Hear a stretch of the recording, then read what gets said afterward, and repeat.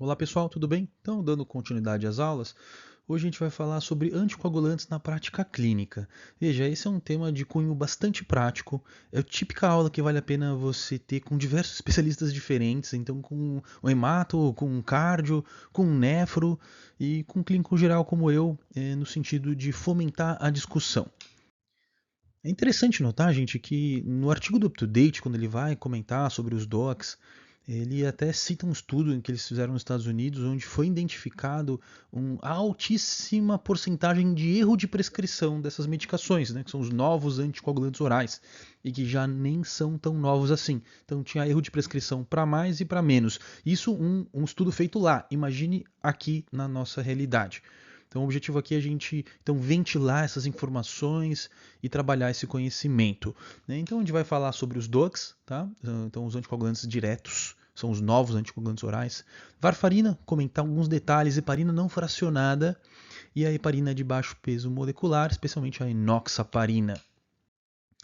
Aqui bem sucinto a parte teórica, gente. Você tem lesão endotelial, tanto a lesão endotelial com o desencadeamento da cascata da via intrínseca, como a liberação do fator tecidual por injúria ou trauma, desencadeia a via extrínseca e ambas elas vão culminar na ativação do fator 10A. E aí que entra os nossos anticoagulantes, rivaroxabana, apixabana, edoxabana, principalmente esses três na prática. E essa terminação xaban aí está fazendo referência ao fato de inibir o fator 10A. E a gente também pode inibir o fator 10A de forma não direta através via antitrombina 3, tá? Via fondaparinol ou via enoxaparina e um pouquinho até mesmo pela heparina não fracionada. Em seguida, a gente tem transformação da protrombina em trombina, fibrinogênio em fibrina e aí forma a malha aí do coágulo. E aqui, inibindo o fator 2A ou trombina, a gente também tem o inibidor oral direto da bigatrana. Tá? E os endovenosos, que é o argatroban e a bivalirudina. Tá? Então, lembrando que a inoxa e a não fracionada elas vão modular a antitrombina 3, atuando tanto no 2A como no 10A. A inoxa muito mais direcionada para o 10A. Iniciando aqui uma comparação entre os DOACs e a varfarina. Então, gente, por que realmente usar DOAC é muito melhor? Gente, porque sangra muito menos e não é qualquer sangramento. Tá? É sangramento de sistema nervoso central. Então, sangramento grave. Então, reduziu o risco de sangramento grave, principalmente sistema nervoso central e TGI. Só por isso já justifica. Né? E isso é mais evidente em pacientes idosos, tanto é que a Sociedade Americana de Geriatria se posiciona e fala, ó, em idoso, ou seja, maior risco de sangramento, evite varfarina. Percebeu-se também que existe menor risco de fratura, o motivo não é bem claro, mas parece que a varfarina se liga a proteínas ósseas, isso pode predispor à fratura, e essa diferença foi vista principalmente com a pixabana.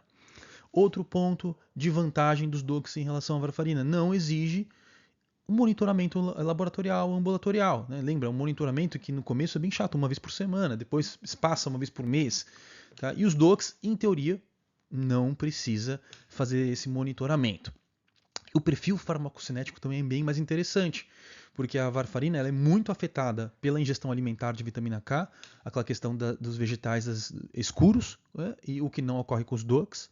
Tudo bem que eles vão ter um pouco de interferência com alimentos, sim, mas não se compara com a varfarina. E também a questão das interações medicamentosas, que são muito mais frequentes com a varfarina. Desvantagem dos DOACs, veja, então aquela velha história da válvula protética metálica. Então, os DOACs não são utilizados em pacientes com válvulas cardíacas protéticas, mecânicas. Por quê? Porque existe um risco altíssimo de trombose e os estudos não foram direcionados para essa circunstância. Assim como a FA decorrente de estenose mitral moderada ou grave. Tá? Então, a famosa FA valvar.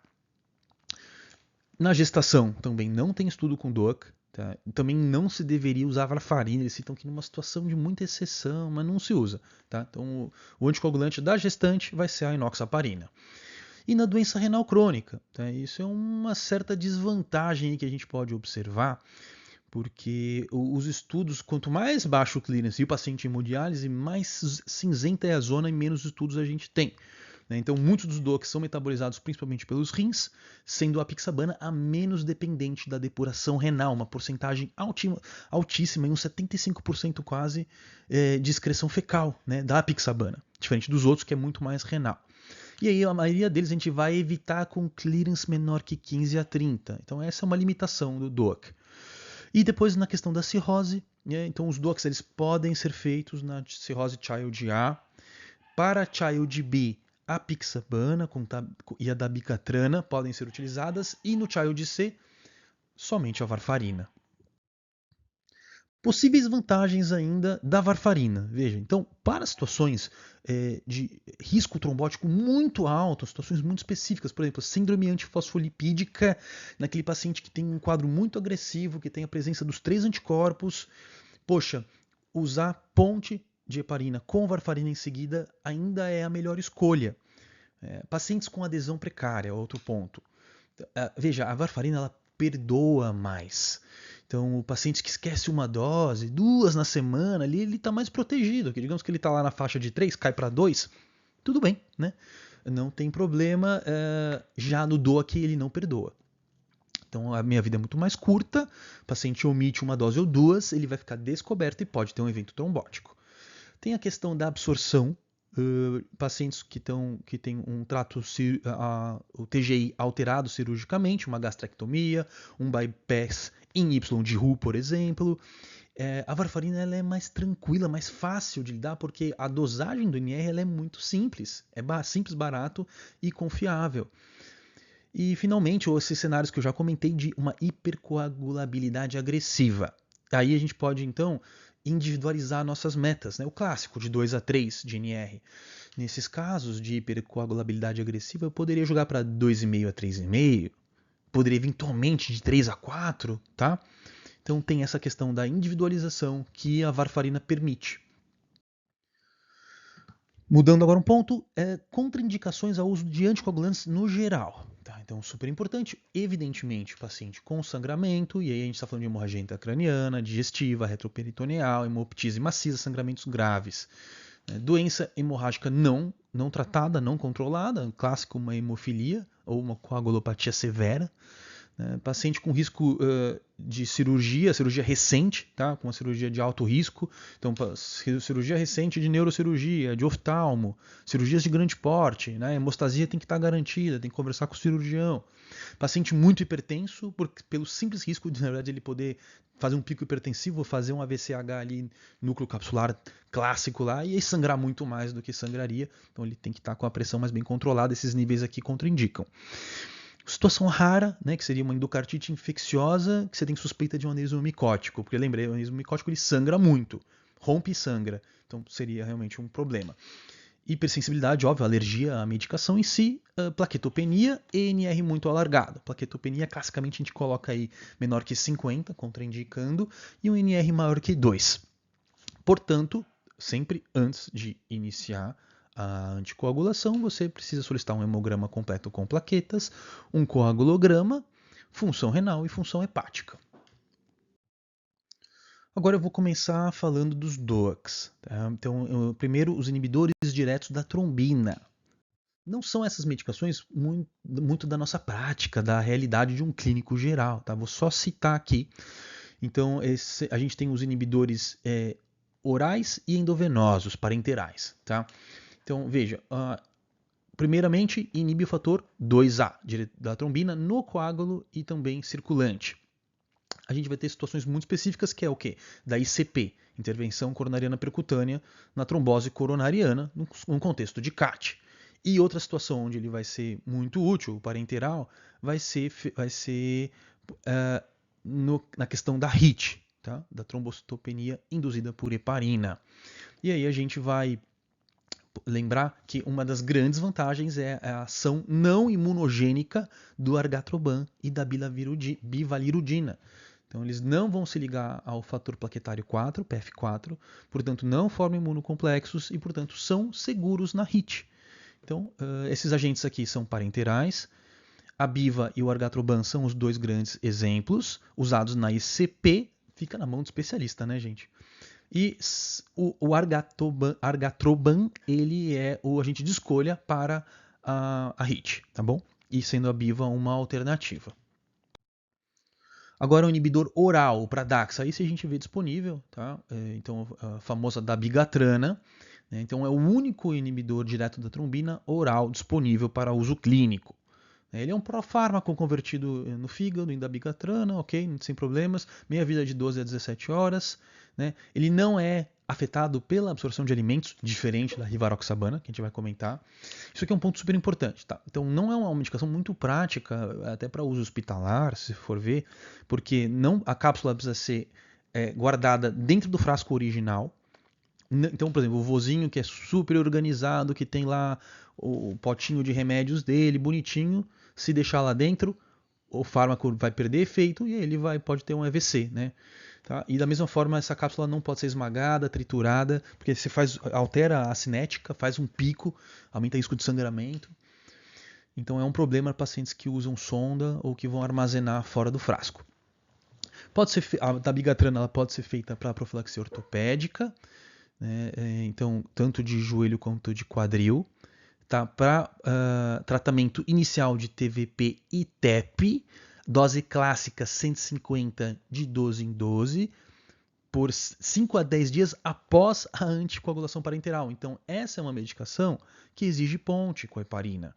Então, a gente vai ter que esperar pelo menos 5 dias de enoxaparina para depois iniciar 150 de 12 em 12. Né? E aí, essa dose vai ser mantida, que é a dose padrão, por 3 a 6 meses. E se for manter por mais tempo, até dá para fazer uma dose menor. Tá? Para FA, eles citam a dose de 110 duas vezes ao dia, mas também pode ser feito 150 duas vezes ao dia. Então, 150 de 12 em 12 é o clássico. E lembrar que vai exigir ponte com enoxaparina. Essa é uma medicação que até um clearance de 30 a gente pode usar a dose padrão. Entre 15 e 30 a gente vai ajustar para 75 de 12 em 12. Com clearance menor que 15 ou em hemodiálise, ela está contraindicada. Ela é bastante excretada pelo rim. Tá? Então não é uma medicação muito bem indicada para paciente com disfunção renal. Pelo contrário. O grande efeito colateral é a dispepsia, muito comum, uma incidência de 12 a 33%.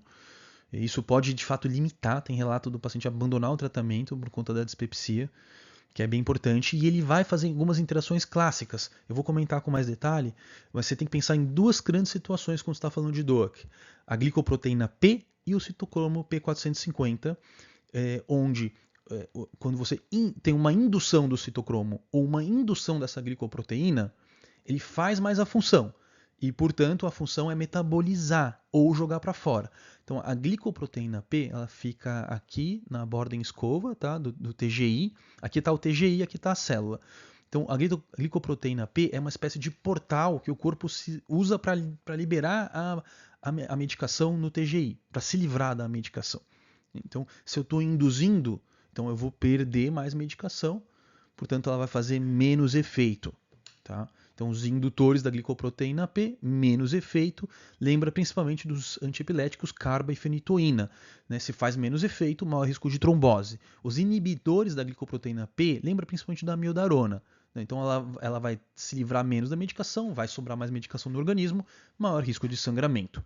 E aí, o citocromo P450, no caso da bigatrana, não é tão relevante. Agora a gente vai falar sobre os inibidores do fator 10A.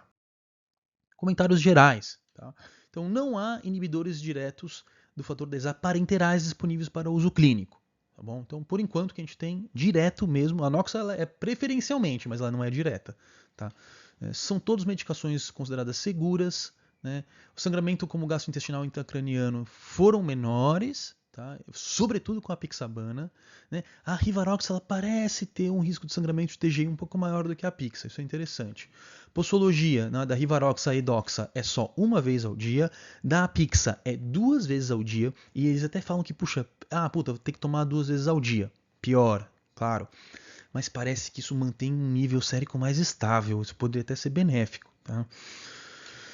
As grandes interações eu já comentei com vocês, vai ser com o citocromo, PCP3A4, então aquele clássico, né? Induzindo, estou perdendo mais medicação, fenitoína e carbamazepina, maior risco de trombose. Os inibidores, vai sobrar mais medicação, portanto, maior risco de sangramento. E os inibidores da glicoproteína P, a mesma coisa, assim como o indutor, também, como eu já expliquei. Sobre a questão do monitoramento dos inibidores do fator 10A, isso é super interessante. Tem discussão na literatura, será que vale a pena a gente dosar com mais frequência? É uma questão. Tá?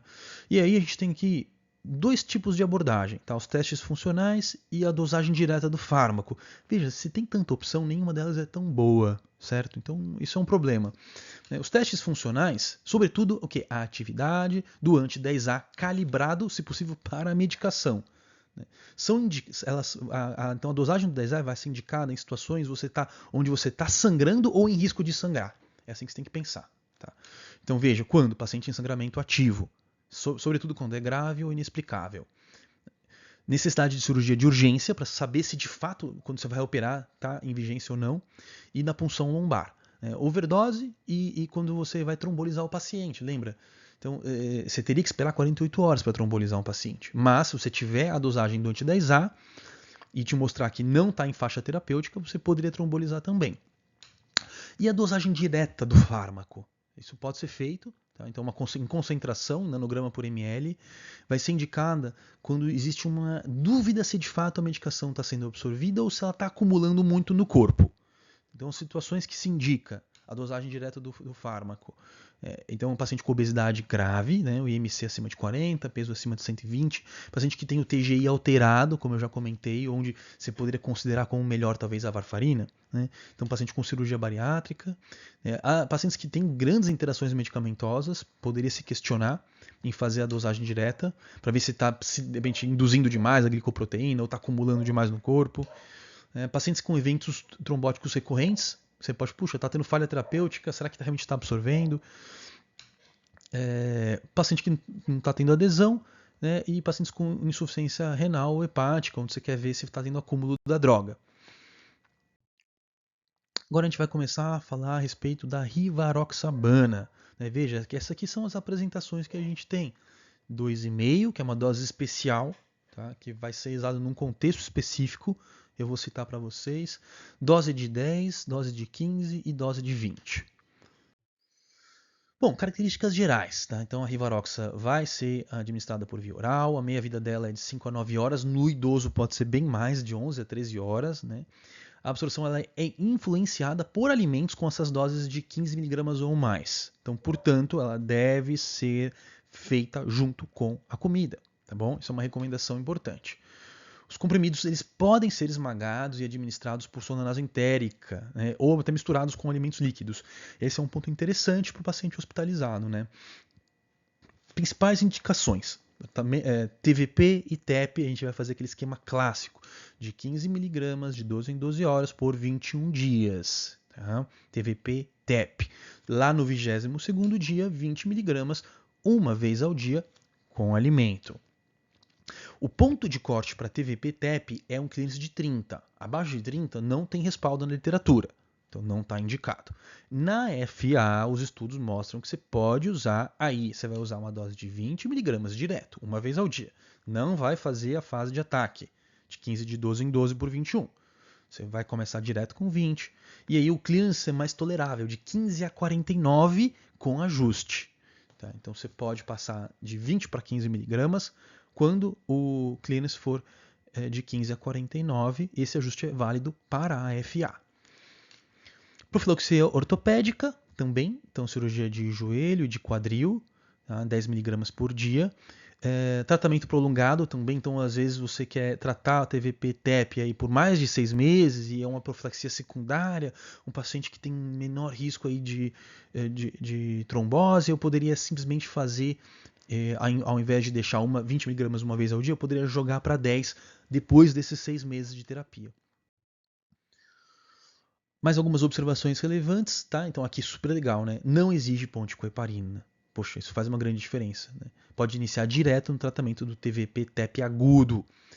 Paciente com clearance menor que 15, como eu já comentei em caso de FA, então o limite para FA é 15 e o limite para TVP-TEP é 30, eu estou só reforçando. Tá? Ele é um DOAC com bastante evidência científica para pacientes com câncer, isso é importante. Ele tem a questão da interação com o CYP3A4 e com a glicoproteína P, que é a mesma que eu já comentei para vocês. E algumas evidências sugerem, uma evidência assim, não muito forte, cita que poderia usar a Rivaroxa 10 mg por dia, tá? Para uma opção de FA não valvar no paciente com DRC terminal, ou seja, um clearance menor que 15 ou hemodiálise, né? Quando a varfarina e a pixabana não estão disponíveis, né? Mas veja, é baixa evidência, mas existe essa aceitação. Esse aqui é um cenário bastante interessante, que é o estudo COMPASS. Né? Então, foi um estudo realizado em 2017, publicado pelo New England, e aqueles estudos cardiológicos enormes, tá? Com 27 mil pacientes, duplo cego randomizado, população-alvo de alto risco cardiovascular, tá? Então com doença arterial coronariana estável ou doença arterial periférica, e que não tinha indicação de anticoagular por algum motivo, por exemplo, FA. E ele comparou para ver desfecho de MACE, né? E teve diferença, né, em 3 braços: AS puro, Rivaroxa 5 mg 2 vezes ao dia, ou Rivaroxa 2,5 2 vezes ao dia com AS, que a tal da 2,5 2 vezes ao dia é a dose vascular. Tá? E aí, essa dose aqui foi aprovada porque houve redução de MACE, com um pouquinho de aumento de sangramento, mas não era sangramento fatal, etc.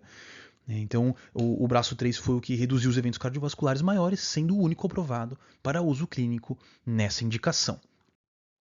E aqui estão os critérios, né? Então, ele precisa ter uma das seguintes doenças ateroscleróticas estáveis, tá bom? Estável. Doença arterial coronariana estável definida por infarto prévio há mais de 1 ano, ou angina estável, ou revasque do miocárdio prévia, seja angioplastia ou cirúrgica. Mais 2 dos fatores. Então, é um desses 3 grandes mais 2 pequenos. Idade maior que 65, diabetes mellitus, insuficiência renal leve a moderada, insuficiência cardíaca com disfunção moderada, tabagismo ativo, AVC isquêmico prévio não lacunar há mais de 1 mês, que senão aumenta muito o risco de sangramento. Ou aterosclerose em múltiplos territórios. Então, tem uma coronária e uma doença arterial periférica. Tá bom? Tem os dois. Então, você vai ter que somar isso aqui. Ou, né, aí sozinho, sem critério menor. Doença arterial periférica sintomática definida por pelo menos um dos seguintes: claudicação intermitente com índice tornozelo-braço menor que 0,9, revascularização periférica prévia, amputação por isquemia, aneurisma de aorta abdominal com aterosclerose sem dissecção, né? E doença carotídea maior que 50% com sintomas há mais de 1 mês. Com sintoma, na verdade, AIT, AVC, tá? Então, esse aqui é super interessante você ter isso em mente para poder aplicar essa estratégia no seu paciente. Aqui tá, só que na hora H é difícil lembrar tudo de cabeça, tem que revisar aqui, saiba que existe, e aí você vai ver se não tem alguma contraindicação. Então, paciente com risco aumentado de sangramento, né, sangramento de TGI nos últimos 6 meses, histórico de AVC hemorrágico para a vida inteira, né, úlcera péptica ativa, MAVE, hemorragia intracraniana prévia, né, tá entrando aqui no AVCH. Se o paciente já tem uma indicação de anticoagular, também, óbvio. Doenças neurológicas cardiovasculares específicas, então AVC isquêmico recente, há menos de 1 mês, né? O lacunar, também recente, estenose de artéria carotídea com necessidade de intervenção cirúrgica, né? Cardiomiopatia dilatada grave com fração muito baixa, você poderia fazer em casos selecionados. Comprometimento de órgão-alvo, né? Então disfunção renal muito grave, TFG, são pacientes que foram tirados do estudo, né? Creatinina muito alta, TFG muito baixa, coagulopatia por conta de disfunção hepática avançada, né? E alguns outros critérios aqui que você tem que sempre ficar de olho: paciente lactante, óbvio, paciente muito hipertenso, né? São tudo aquilo que aumenta o risco de sangramento. Agora sobre a pixabana. A pixabana ela meio que virou a queridinha, tá? Porque ela faz sangrar menos, ela dá para usar em contexto de função renal pior.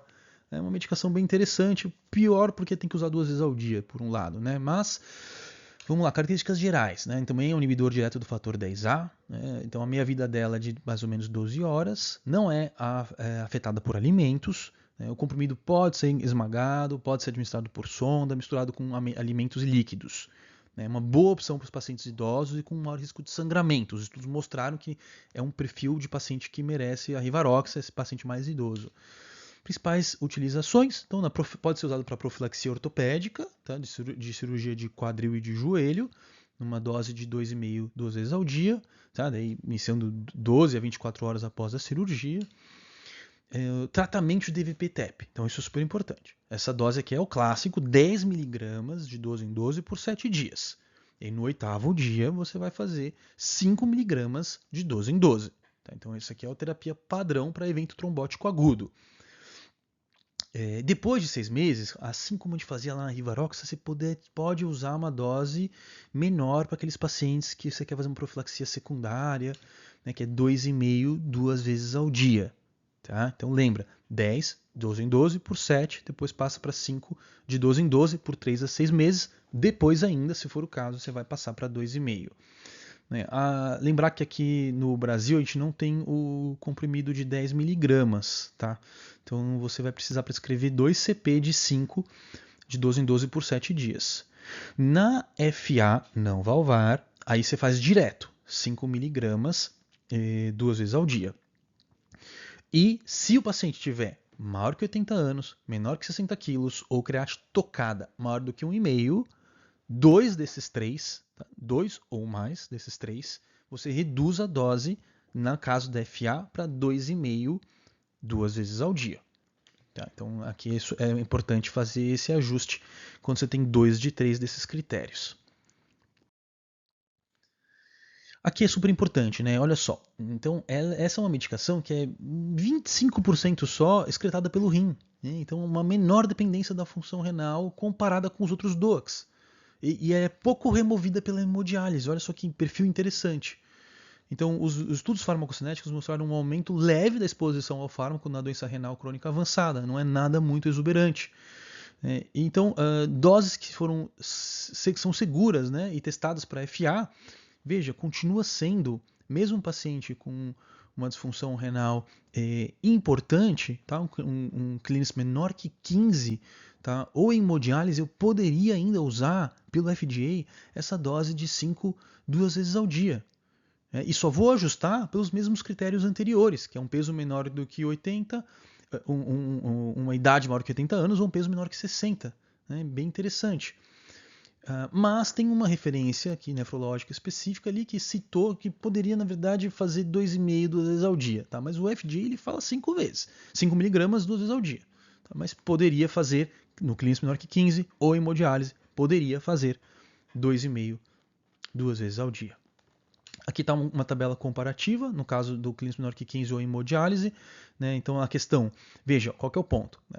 Na FA, eu posso usar? Posso. Tá? Tem estudos e tem a questão da liberação da bula pelo FDA. A dose, a princípio, pode até manter 5 duas vezes. Porém, no TEV agudo, para o clínico menor que 15, não. Então não pode ser utilizado. Então não tem uma evidência, não tem comprovação regulatória, e aí você teria que fazer o clássica varfarina com ponte. É uma situação que você deveria, inclusive, na verdade, fazer bomba de heparina para depois e fazer uma ponte com varfarina em seguida. Né? Então o limiar aqui, tá? O limiar que eles citam assim, o menor que eu encontrei com segurança para TEV é 25. Tá? Mas é 25, mas ele cita que é aceitável, entre 15 e 30 é aceitável ainda você tratar o TEV agudo, certo? É aceitável, mas o clássico é 25. Tem esse estudo aqui, tá, que foi feito a Pixa 2,5 ou 5 doses ao dia versus varfarina em pacientes com FA e em hemodiálise. Né? Tudo bem que é um estudo pequeno, etc., mas não teve um aumento de sangramento, eficácia semelhante na prevenção do AVC, menor variabilidade do efeito, porque é uma bagunça a varfarina na hemodiálise. Tá? Não é um negócio simples assim que fica muito volátil, digamos assim, o INR. E ainda observações gerais, né, sobre a apixabana agora. Ela, então, é uma medicação que não exige ponte com heparina. Assim como a Rivarox, eu posso fazer direto no TEV agudo, né? Muito mais prático. Né? Tem um menor risco de sangramento de TGI comparado à Rivaroxa, é uma boa escolha para idosos frágeis, como eu já comentei, e aqueles que têm um alto risco hemorrágico. E aqui, de novo, estou só reforçando a informação que eu já citei. Sobre a edoxa, bem rapidinho, porque a gente não usa muito edoxa. Né? Então também é um inibidor direto do fator 10A oral, meia-vida de 10 a 14 horas. Tá? Não é influenciada por alimentos. Tá? Os comprimidos não devem ser esmagados, assim como a dabigatrana. Exige ponte, tá, com articulação parenteral, também por 5 dias, então que é um problema, uma limitação. Né? Nos estudos viram que se a pessoa tem um clearance muito alto, maior que 95, também não deu bom. Clareou demais e teve maior risco trombótico. Serve para, ou melhor, para profilaxia ortopédica não é utilizado. Então a dose clássica aqui, após 5 dias de anticoagulação parenteral em geral com a enoxa, você vai fazer 60 mg uma vez ao dia e poderia reduzir para 30 uma vez ao dia se tiver um clearance entre 15 e 50, um peso corporal muito baixo, menor que 60, ou se tiver algum inibidor da glicoproteína P. Para FA não valvar, pode usar a dose 60 uma vez ao dia, deveria reduzir nessas circunstâncias que eu já citei para 30 uma vez ao dia. Tá? E aqui está um resumo clínico e algumas observações. Tá? Não vai ser usado com clearance menor que 15, nem maior que 95. Tá? Aqui porque não tem dados e aqui porque não funcionou. Sempre vai exigir ponte, o que é uma grande limitação, e a gente usa bem menos a edoxa. Aqui é um quadrinho de resumo, tá, gente? Para vocês estudarem com calma. Ficou bem mastigado.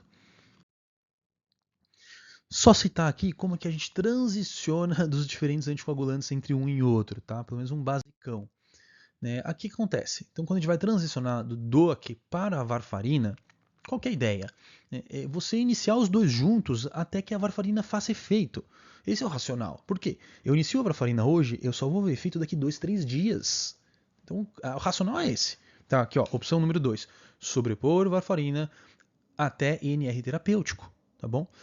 E só uma dica importante que é dosar o INR antes da administração do DOAC. Porque o DOAC ele bagunça o INR um pouco. Não serve para acompanhamento, mas que altera. Então, o ideal é dosar o INR e aí, opa, bateu a meta, tá entre 2 e 3, tira fora o DOAC e mantém só a varfarina, tá bom? Tem aqui umas recomendações específicas que pode ser feita com a dabicatrana, que você segue aqui, ok? Tá, com a edoxa também tem algumas específicas. Né? E outra opção seria simplesmente tirar, iniciar a enoxa e aí fazer a ponte como você está acostumado a fazer também. Aqui eu faço a transição da varfarina para o DOAC. Qual que é a ideia? É iniciar o DOAC quando o NR estiver seguro. Tá? Então o NR não pode estar estourado. É basicamente isso. E aí ele vai jogar um ponto de corte para cada medicação. Veja, mas é bem razoável, né? Para Rivaroxa, poxa, tem que estar menor do que 3, né? Então ele só não pode estar estourado. E aí eu vou lá e inicio o DOAC. Tudo bem. Ele cita até que talvez o ideal fosse 2,5, tá bom, bem justo, tá lá no meio da média. Né? Para a Pixa, precisa estar menor do que 2. Tá? Então eu vou só começar o meu DOAC e quando assim que o NR cair para baixo de 2, eu vou lá e começo. Né? Então fica bem evidente que é só para não ter uma sobreposição excessiva. Quando estiver no limite inferior ou abaixo, assim que cair para baixo da meta, tá vendo? Aí eu já posso começar, com exceção da Rivaroxa, que é um pouco mais permissivo. Né? Ele coloca aqui até 2.9/3. Entre DOACs, muito simples, gente. Quando der o horário do próximo DOAC, eu quero trocar de Rivaroxa para Pixa. Aí, tá bom, então vai dar horário da próxima Rivaroxa e eu vou começar a Pixa. E vice-versa. De DOAC para heparina, também não tem muito segredo. Tá? Então, se eu estou usando uma Rivaroxa e quero iniciar a enoxa, quando for o horário da próxima Rivaroxa, eu começo a enoxa. Tá bom? Claro que se for a heparina não fracionada, tem a questão das 6 horas. Então, da heparina não fracionada para o DOAC, aí eu tenho que aguardar o tempo. Da enoxa, a mesma coisa. Quando fosse o próximo horário da enoxa, eu vou começar o DOAC. Da heparina não fracionada, eu espero 6 horas. Tá? Então seriam 6 horas, aí você inicia o DOAC. Tá bom? Agora, sobre a heparina não fracionada. O pessoal tem muita dúvida, né? Mecanismo de ação, ela vai atuar lá de forma indireta via antitrombina 3. Né? Então vai atuar tanto no fator 2A como no 10A, de forma indireta. A farmacocinética dela é por administração endovenosa ou subcutânea, não é feita intramuscular. Tem um início de ação quando feito endovenoso de forma praticamente imediata. Meia vida muito curta, o que pode ser um benefício. Né? O metabolismo é hepático retículo endotelial e não necessita de ajuste para disfunção renal crônica. Né? O monitoramento ele é feito com o TTPA, principalmente na prática clínica, na realidade, com alvo entre 1,5 e 2,3. Alguns citam 1,5 a 2,5, mas 1,5 a 2,3, olhando para a razão. Então seria o quê? Razão TTPA do paciente sobre o controle. Então é o TTPA-R, tá bom? É esse que você tem que olhar. Não é o valor em segundos direto. Então você poderia usar a dosagem do DANT-10A? Poderia. Tá? Olha só que interessante, com uma meta de 0,3 a 0,7. Né? Ele pode ser mais preciso e confiável em algumas circunstâncias. Então, quando o paciente já tem o TTPA de base alterado, por exemplo, aqueles que têm o anticorpo anticoagulante lúpico, ou pacientes que estão usando heparina em doses muito altas, para se confirmar essa questão, não é para usar os dois, ou usa um ou usa outro. Tá? Não vai ficar usando TTPA uma hora, anti-10A outra. E pacientes com gestação, obesidade mórbida ou hepatopatia também o anti-10A poderia ser benéfico. E aí você vai fazer um ajuste depois de 6 horas conforme um nomograma. Então, principais indicações, TVP, TEP, né? Olha, grande indicação é o paciente que está muito instável, com doses absurdas de nora. Por quê? Porque medicação subcutânea não funciona direito, e nem TGI. O paciente está chocadaço, usar o TGI não é uma boa. E, claro, pacientes que têm disfunção renal importante, com clearance menor que 15. Né? Na síndrome coronariana aguda, eu poderia, nessa circunstância aqui, né, eu poderia usar por 48 horas em vez de enoxa. Né? Paciente com FA, com risco tromboembólico muito alto, né, CHA-2-VASc lá estourado. Lembrar que o FA em paciente crítico não é uma correria para você sair anticoagulando, tá? Então você pode reavaliar isso em 24, 48 horas. Paciente um pouco mais estável, né? No contexto de paciente hiperagudo crítico, tá bom? E também ela é boa para procedimentos intervencionistas lá na mão do especialista. Né? Dosagem, gente, 60 a 80 de bolos, 60 a 80 unidades por quilo. Qual que é o clássico? 80 unidades por quilo em bolos e depois 18 unidades por quilo hora. Mas existe um refinamento em cima disso. Então, na verdade, vai variar de 60 a 80, de 10 a 18 na infusão contínua. Como preparar? Isso aqui é uma forma de preparar. Né? Uma ampola de 25 mil unidades, que são 5 ml, em 225 ml de soro físio, que vai dar um total de 250, com uma concentração de 100 unidades por ml. Esse é o clássico. Exemplo, paciente de 70 quilos, eu vou iniciar com 18 unidades por quilo hora, portanto, eu vou fazer 1.200 unidades por hora, portanto, eu vou fazer 12,6 ml por hora. Tá? E aí você vai usar os famosos nomogramas, que pode variar conforme a intensidade desejada da terapia.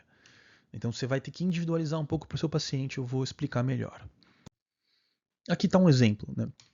O nomograma, gente, é só você olhar lá a tabela, tá? Então se acostume, pega na mão, testa algumas vezes, lê, mas ele tem vários diferentes, né?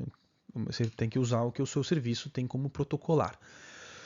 Isso aqui é interessante, tá? Algumas referências, elas individualizam. Não é aquele 80 unidades por quilo para todo mundo, com 18 unidades por quilo hora para todo mundo. Não é. Então, para TVP e TEP, que eu preciso de maior potência anticoagulante, eu vou usar a dose de 80 unidades por quilo com um máximo de 10 mil. E infusão de 18 unidades por quilo hora.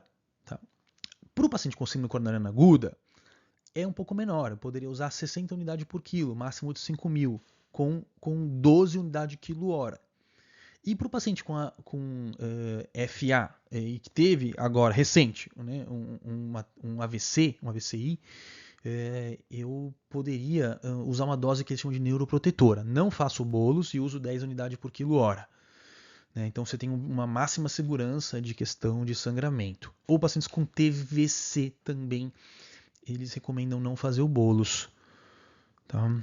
E aqui está o exemplo que eu passei para vocês.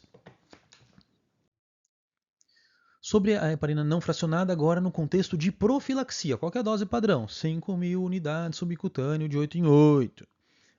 Para pacientes que têm maior risco de sangramento, idoso frágil, muito baixo peso, doença hepática grave com NR muito alargado, histórico recente de sangramento de TGI ou intracraniano, paquetopenia de 50 a 100 mil, pós-operatório imediato de neurocirurgia, eu poderia usar uma dose corrigida para 5.000 de 12 em 12.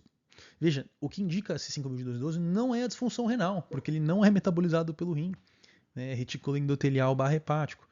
Então, não é isso que determina, é o risco de sangramento por outros motivos. E para o paciente com obesidade grave, sobretudo acima de 100 a 120 quilos, eu poderia usar 7.500, tá? Subcutâneo de 8 em 8. Eles citam em alguns serviços, mas daí não é alguns centros, né? Usam para paciente acima de 150 quilos 10.000 subcutâneo de 8 em 8. Bom, vantagens da heparina não fracionada, né? Início e reversão muito rápido, pode ser usada na DRC avançada, tem uma ampla experiência clínica, uma medicação já há muito tempo utilizada, dá para você fazer uma reversão completa com protamina. Desvantagens, variabilidade, né? Monitoramento que não é tão simples, você vai ficar de 6 em 6 horas lá correndo atrás do laboratório, então tem que ter uma logística funcionando. Para serviços mais precários isso é super difícil às vezes, né? Claro, vai ficar lá na bomba também, o paciente tem que estar monitorado, não dá para fazer enfermaria, né? E a heparina não fracionada ela tem maior risco de HIT, muito mais do que a enoxa. Sobre a questão da reversão com protamina, nas primeiras 3 horas você faz uma dose de 1 mg de protamina para 100 unidades de heparina. Se a heparina for administrada depois de. Se você precisar reverter depois de 3 horas, aí você dá 50% da dose habitual, ou seja, dá metade dessa dose aqui. E aí, isso aqui é só como dilui, né? Você faz a protamina em 100 ml de soro físio, infundida ao longo de 10 minutos, tá? Com uma velocidade máxima de 5 mg por minuto.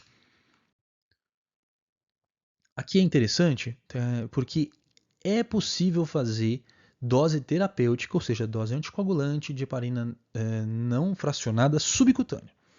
Então tem respaldo, tem estudo para isso. Então você deveria fazer em pacientes que não estão instáveis, lógico, porque tudo subcutâneo é ruim para o paciente que está com muita instabilidade hemodinâmica, dose alta de nora. E vai ser usado em situações onde fazer em bomba não é viável.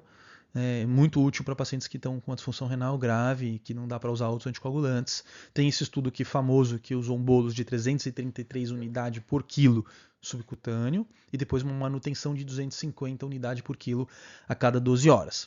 Posso monitorar com o fator anti-10A de 0,3 a 0,7. Alternativamente, posso fazer o TTPA após 6 horas da dose, com média aí de 1,5 a 2,3, como eu já comentei. E você pode até fazer um pequeno ajuste de 10 a 15% quando vem fora da meta, para mais ou para menos. Então a vantagem é essa questão de não utilizar a bomba, né? E existem aí estudos, tá? Antigos, mas existem, de eficácia e de segurança. Rapidamente falando sobre a HIT, gente. Então, a definição. Então, a trombocitopenia induzida por heparina é uma reação, na verdade, autoimune, né, mediada por anticorpos contra o anti-PF4. Basicamente, o que vai acontecer? Vai ativar as plaquetas, isso vai aumentar o risco de trombose. Mais risco de trombose do que de sangramento. E quando que é o clássico você vai suspeitar? Uma queda de plaqueta acima de 50% da basal, que classicamente se inicia 3 a 10 dias após o início da heparina ou em menos de um dia, se já teve exposição à heparina prévia a 100 dias. E aí você vai desconfiar quando é um contexto de um evento trombótico novo. E você vê as plaquetas caindo, o paciente trombosando, essa é a dica. E claro, uma trombocitopenia inexplicada, mesmo que não tenha trombose. E aí você pode aplicar um score, que é o 4T, aí, os 4 T's, tá? Maior ou igual a 4, ele te indicaria, vou explicar, indicaria pedir o anticorpo ELISA anti-PF4. E existe um teste funcional, que é esse teste de serotonina, que seria o padrão ouro, que tem uma alta especificidade. Aqui é o score de trombocitopenia, que é o score 4T, que é T de trombocitopenia, T de timing, T de trombose ou evento trombótico novo, na verdade, e de outras plaquetopenias, ou seja, não tem outra causa. Então veja, o que mais vai pontuar é uma queda maior que 50%, mas o nadir não é muito baixo, porque em geral a HIT não causa uma plaquetopenia super severa. Em geral ele fica acima de 20.000, então pontua mais. O timing clássico entre 5 e 10 dias do início, ou menos, se tiver exposição prévia. O novo evento trombótico confirmado, soma 2 pontos também, e barra necrose de pele com este aspecto aqui. E quando você não encontra nenhuma outra causa aparente para a plaquetopenia. 1 ponto quando é menos exuberante, 0 pontos, tá vendo? Quando é muito baixa a plaqueta já é 0 pontos que vai pontuar. E aí você faz o score de probabilidade, 0 a 3 baixa probabilidade, muito improvável, de 4 a 5 probabilidade intermediária e de 6 a 8 alta probabilidade. E aí, na alta probabilidade, está indicada a suspensão da heparina e início da anticoagulação alternativa. E aí vem conduta, suspender imediatamente toda forma de heparina. Não transfunda a plaqueta mesmo com plaquetopenia grave. Por quê? Vai aumentar o risco de trombose. E aí você faz o quê? Vai iniciar um anticoagulante alternativo. O clássico é argatroban. Parenteral, que é o inibidor direto da trombina, como eu já comentei. Biva é uma opção, Fonda é uma opção. E, gente, na nossa realidade é bom lembrar disso, tá? Então, a Rivarox ou a Pixa podem ser considerados seguros. Tá? É off-label, mas é uma opção que sobra pra gente. E aí, se lembrar que você pode iniciar mesmo em caso de plaquetopenia grave, quando esse score, sobretudo com score maior que 6 e maior que 4, provavelmente você vai ter que iniciar também. Finalmente, agora sobre a enoxaparina, né? Heparina de baixo peso molecular, famoso Clexane. Clexane, ele vai atuar via antitrombina 3, inibindo preferencialmente o fator 10A. Ele é administrado via cutâneo, ele tem uma absorção rápida e previsível, uma grande biodisponibilidade, maior que 90%, né? Então início de ação de 3 a 5 horas, uma meia-vida de 4,5 a 7, e excreção predominantemente renal. Ele dispensa monitoramento, TTPA de rotina, o que torna muito mais simples, mas eu poderia dosar o anti-10A em casos especiais, como na obesidade grave, na gestante, na disfunção renal grave e nas crianças. Então, vantagens em relação ao HNF são várias. Menor risco de HIT, doses fixas por peso, maior estabilidade farmacológica, não há necessidade de fazer monitoramento. É indicado para vários tipos, né? Então TVP, TEP, TVC. Tá? Para TEP maciço, inclusive, é até melhor TEP maciço. Né? TEP a cavaleira, né? Flegmásia, cerúlea. Então, esses casos de trombose grave, a inox tem mais evidência do que usar os DOACs, né? Nos primeiros 3 a 5 dias. Para síndrome coronariana aguda, a gente sabe que é o de escolha, é o diamante terapêutico. Né? E existe aquela situação que é uma exceção na medicina, né? Que você vai fazer 30 mg EV no IAM com supra antes de trombolizar. Um pós-operatório, como profilaxia, é um clássico, ele é uma medicação de escolha para o paciente gestante, uma excelente evidência para pacientes com câncer. Dose padrão, clássico, 1 mg por quilo subcutâneo de 12 em 12 horas, que é a regra geral para TVP, para TEP, para FA. Para TEP, eles citam que eu posso individualizar para 1,5 uma vez ao dia. Para disfunção renal, entre 15 e 30 de clinas, é factível fazer 1 mg por quilo uma vez ao dia. Abaixo de 15 está contraindicado. Você vai usar a heparina não fracionada endovenoso, né, no caso de TVP TEP. Para pacientes, nas circunstâncias, na situação de síndrome coronariana aguda, para pacientes com acima de 75 anos, a gente pode corrigir a dose no contexto de AM. Então, para 0,75 subcutâneo de 12 em 12. Tá? Isso é baseado em evidências, né, nesse estudo aqui. E para os outros casos, gente, não precisa corrigir para a idade. Você pode fazer 1 mg por quilo de 12 em 12 mesmo. Né? Na obesidade, dose máxima que eles citam é 150 de 12 em 12. Acima disso, é obrigatório monitorar o 10A. Até pode dar mais? Até pode. Mas aí você vai ter que dosar o 10A 4 horas após a dose para ter essa meta aqui de 0,6 a 1,0. Tem um ponto interessante aqui que, veja, na maioria das vezes a gente fala, poxa, 1 mg por quilo é 1 mg por quilo, né? Mas na inoxa, se você for reparar, se o paciente pesa 68 quilos, 66 quilos, eu vou dar 60 de 12 em 12. Né? Se ele pesa 87 quilos, eu vou dar 80 de 12 em 12. Né? E por que isso? Veja, porque os grandes estudos fizeram isso também.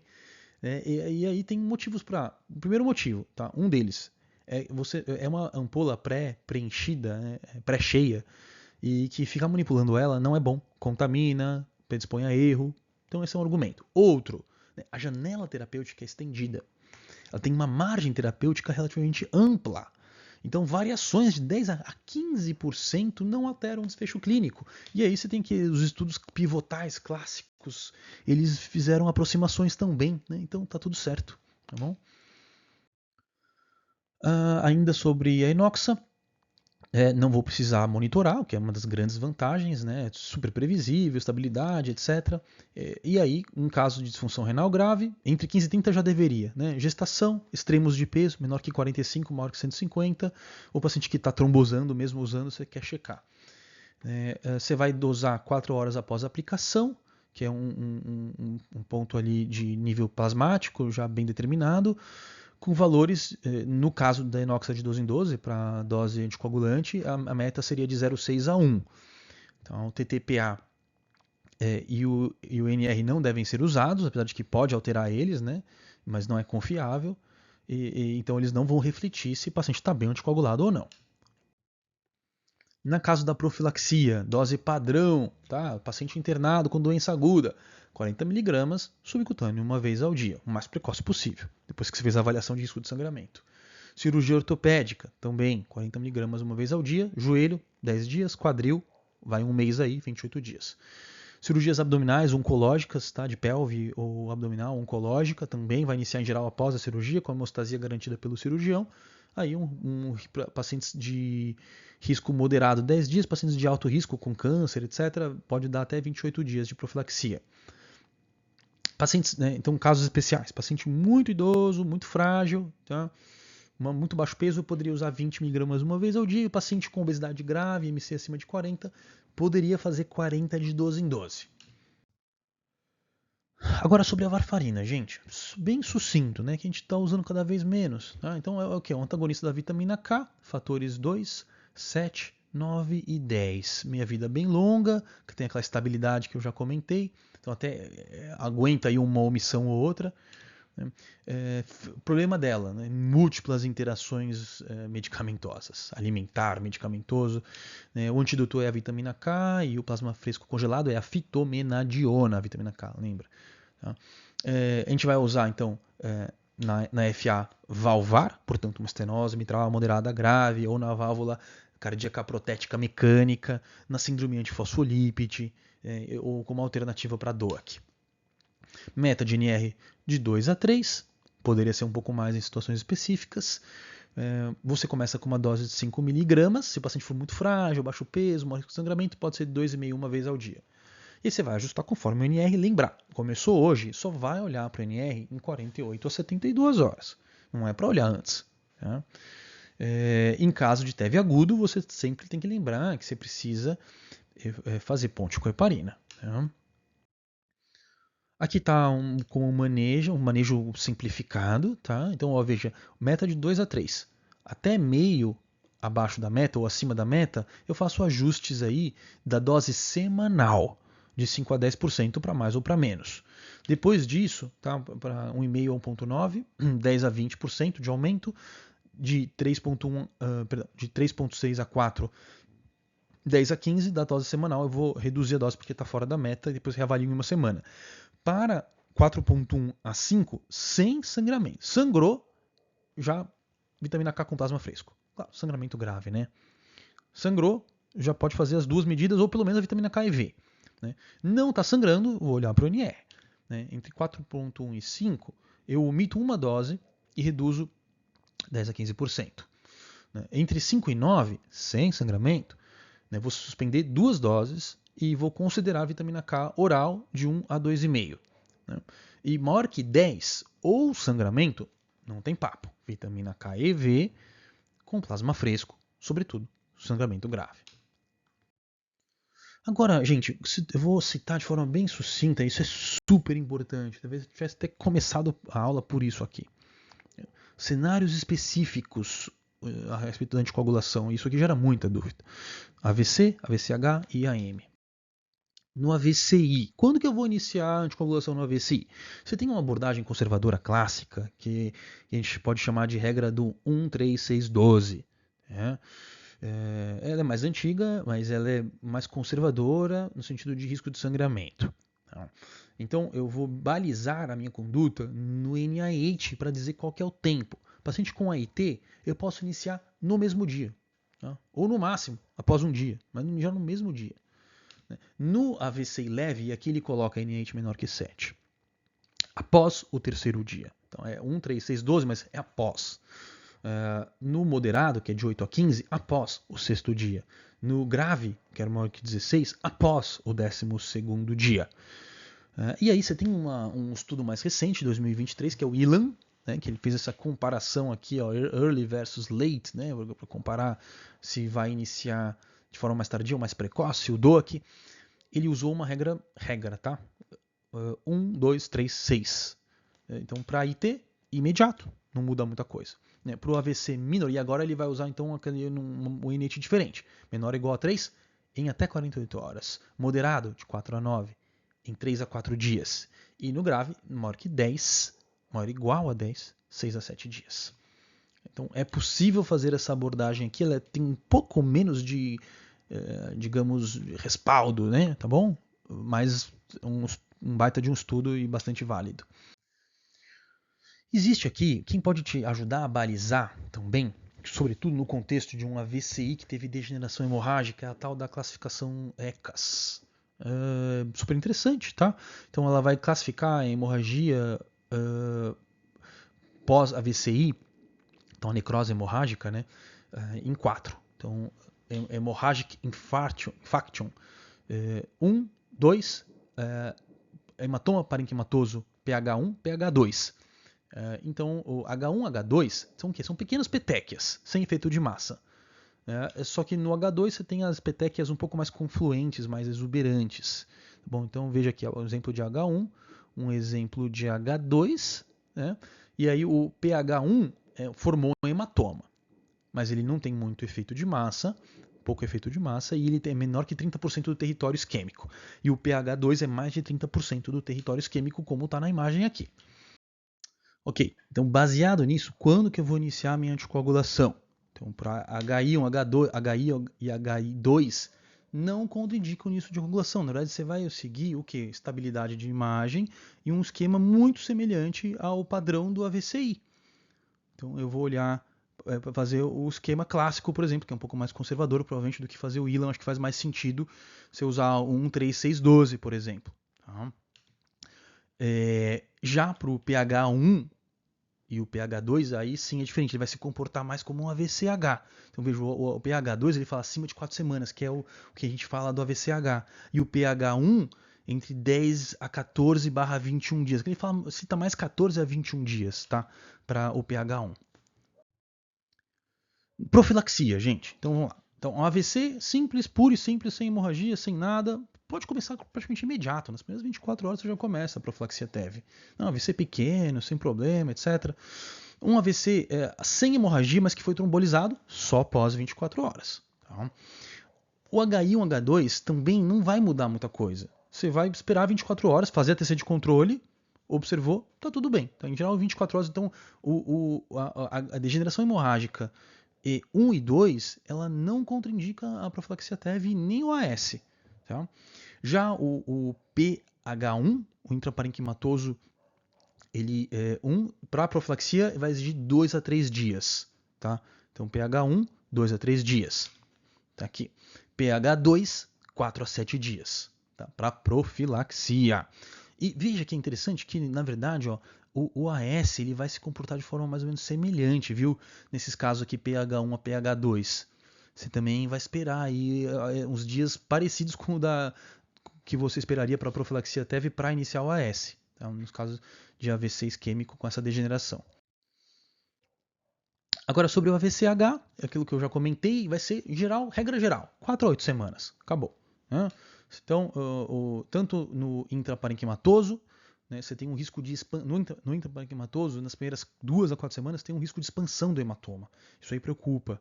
Né? Então, depois de 4 semanas, entre 4 e 8 semanas, eu vou para o AVC não lobar, o AVCH não lobar. Lembra, o lobar é aquele do paciente com angiopatia amiloide, super idoso, né, que é mais superficial lá.